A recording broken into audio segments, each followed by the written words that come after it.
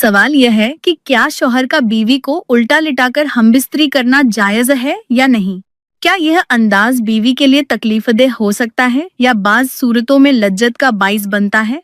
और सबसे अहम बात, क्या शौहर के लिए बीवी की इजाजत लेना जरूरी है या नहीं।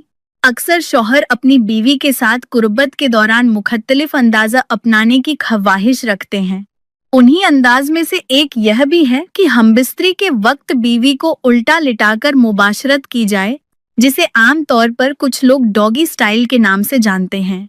अब यहाँ यह सवाल पैदा होता है कि क्या यह अंदाज शरई लिहाज से दुरुस्त है।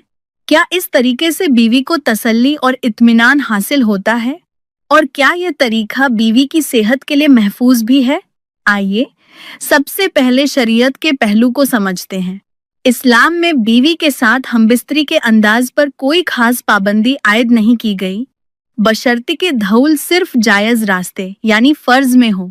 शौहर बीवी को किसी भी पोजीशन में रखकर तल्लुक कायम कर सकता है, लेकिन दब्र के रास्ते हमबिस्तरी करना इस्लाम में सख्ती से मना है।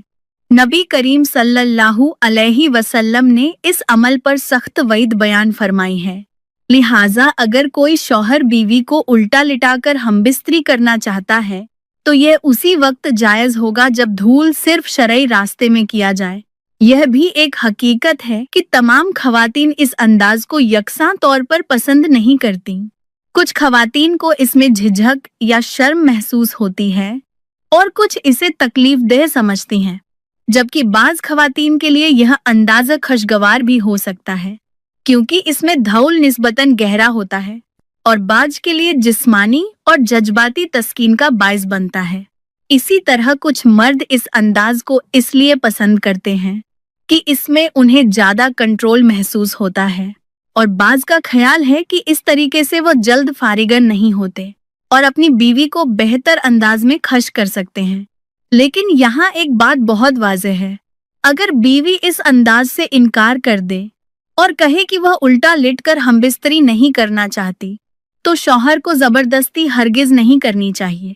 अलबत्ता अगर बीवी रजामंद हो तो इस तरीके से हमबिस्तरी की जा सकती है। अक्सर ऐसा होता है कि शौहर अपनी बीवी के साथ कुछ नया और मुख्तलिफ तजुर्बा करना चाहता है। ऐसे में पीछे से यानी उल्टा लिटाकर हमबिस्तरी का ख्याल जहन में आता है।